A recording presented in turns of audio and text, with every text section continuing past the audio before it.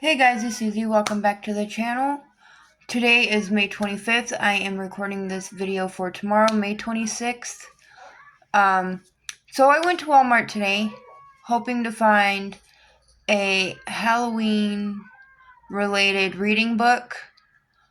And I got this one instead. I was kind of in a rush. Turns out this one, even though it says it right here, Adventure Gamebook, I thought this was a reading book, so I picked this one up. It is called Shadow Chaser.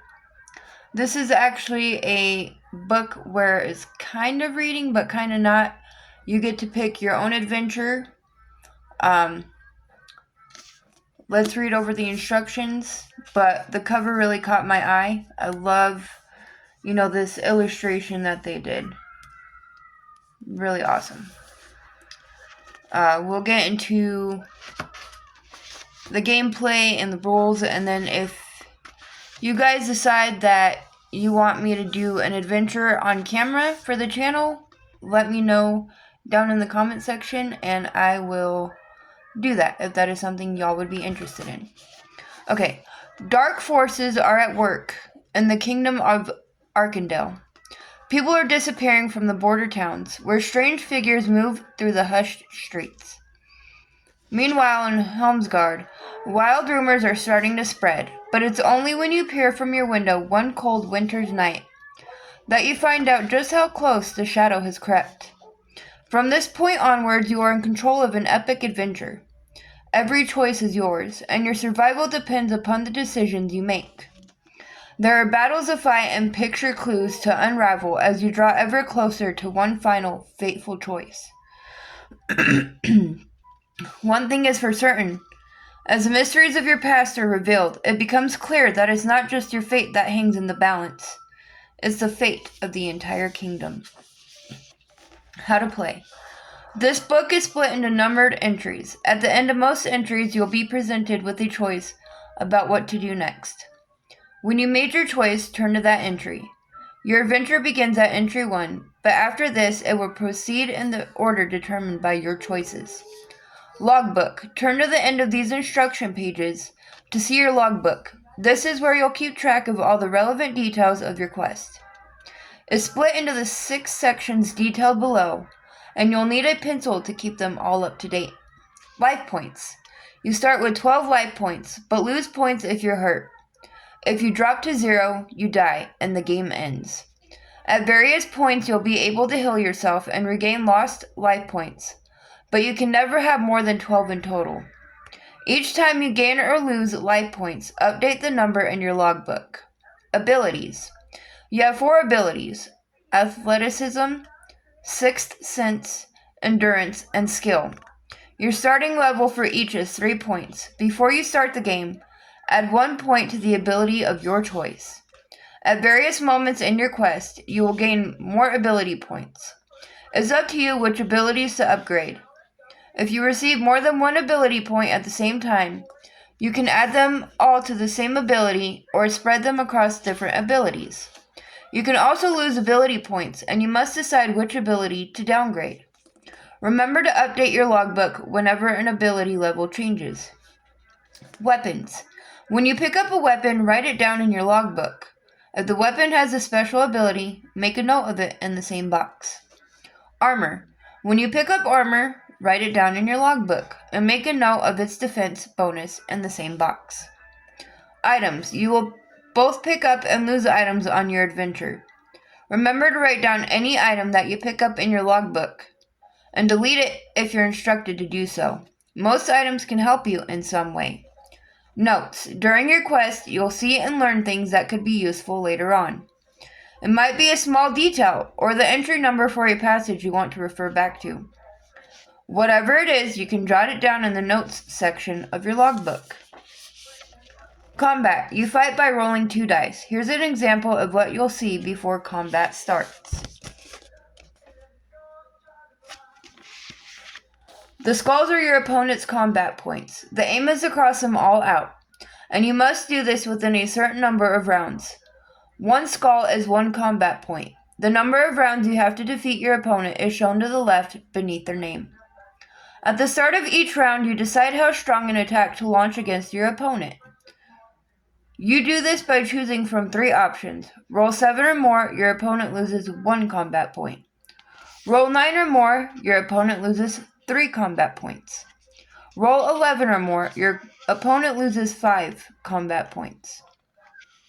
Once you've chosen, roll 2 dice. Remember, if you choose to roll for 7 or more, but actually roll a 10, you still only score the points for 7 or more. The more combat points you aim for, the lower your chances of success. But you only have a limited number of rounds in which to cross out all your opponent's combat points. If you fail to do so, you must turn to the defeat entry. Remember, defeat does not necessarily mean death. Every time you fail to match your chosen roll, you must cross out 1 or more of your life points. These are the flames beneath your heading.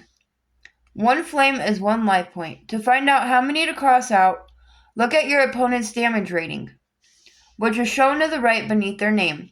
If your life points are reduced to 0 at any point in the combat, you are dead and your adventure is over. Before the fight starts, check your logbook to see how many life points you have. Then turn back to the combat entry and cross out any flames needed to show the correct amount. Once the fight is over, update your logbook if you lost any life points. During the fight, use your armor bonus after each unsuccessful roll. The bonus is described in the text when you pick up the item. If you're fighting more than one opponent, you must choose which opponent you want to attack before every roll. You don't have to defeat one opponent before moving on to the next, but you must defeat all your opponents before turning to the victory entry. For a step-by-step example of how combat works, turn to the back of the book. Picture puzzles. There are 12 picture puzzles, but which ones you encounter will depend on the choices you make on your journey. If you solve a puzzle correctly, it will reveal an entry number to turn to. If you can't solve the puzzle, you'll be given a different entry number, but don't give up too soon, or your quest could come to an unhappy end. This is what the logbook looks like. So here you have your life points. You have your sixth sense, your athleticism, endurance, and skill. Here you have your weapons, armor, items, and notes.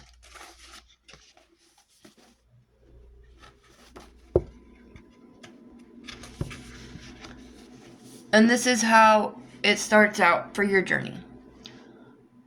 For a moment, you think that you've dreamt it, the cry that tears the night in two and jolts you from your sleep. A hard winter's moon pierces the shutters.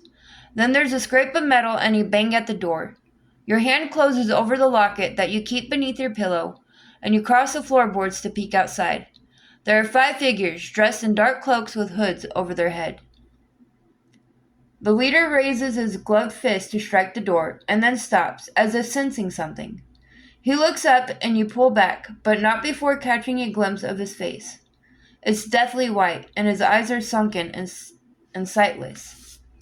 "My apologies for waking you, young apprentice," he calls, but an old friend begs an audience. His laughter creeps up the walls. You hear that cry again and realize it's deep inside you. Some forgotten terror. Who is this man that's come calling in the night? And why does he seem so familiar? Add a locket to your logbook. If you wish to open the door and ask him yourself, turn to 276. If you want to buy some time and call down from the window, turn to 127. If you want to escape into the alley behind the workshop, turn to 185. Again, I did buy this book from Walmart for $8.99. The way this game is played kind of reminds me of Dungeons and Dragons, otherwise known as D&D, if you guys have ever played that. I am very interested in playing this and seeing how far I can make it. And again, if you guys would like me to record an adventure and post it to the channel, please let me know down in the comments. I always look at them whenever I see a comment. That being said, I hope you all have a great rest of your day, great rest of your night whenever you've seen this. With that being said, I will see you all in my next video. Bye, guys.